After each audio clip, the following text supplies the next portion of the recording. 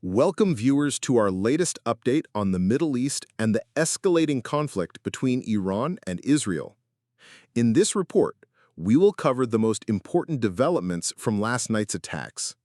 Please subscribe to the channel and like this video. According to the New York Times, one of the major targets struck by Iran this morning with a 1.5-ton warhead missile was the Weizmann Institute of Science in Israel. The building reportedly sustained heavy damage, and a large fire broke out inside the laboratory facilities, resulting in significant destruction.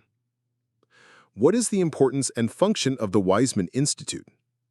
The Weizmann Institute is known as the brain behind Israeli advanced intelligence and defense technology.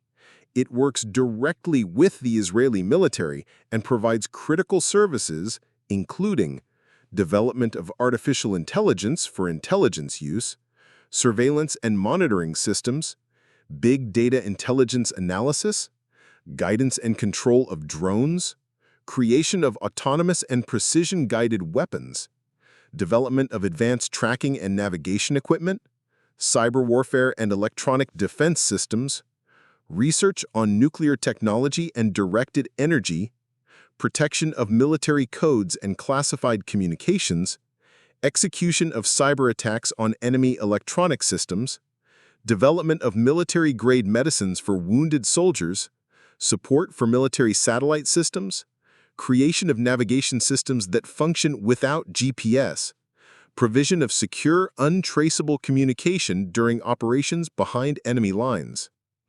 This attack is considered a major blow to Israel's military technology infrastructure, potentially weakening its strategic edge, especially in areas of intelligence, drone warfare, and electronic defense.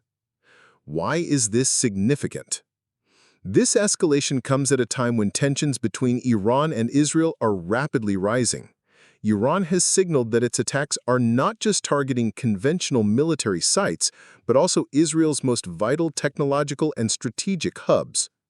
While Iran's ballistic missiles may have limited impact on Israel's military operations within Iran, they can cause serious damage to Israeli cities and critical infrastructure, including power, water, and communication networks. If Iran possesses enough missiles and continues sustained attacks over a period of 1 to 2 weeks, the situation could become extremely dangerous, even if Israel eventually wins militarily. A military or political victory for Israel would come at the cost of internal devastation. Basic services could collapse, and Israel might emerge a wounded winner, unable to celebrate its victory due to the scale of destruction. Visual footage from central Tel Aviv, where Iran's missile strikes occurred this morning, shows ongoing rescue efforts for over 35 people still missing. The destruction was caused by 1.5-ton explosive warhead missiles that slammed into the area.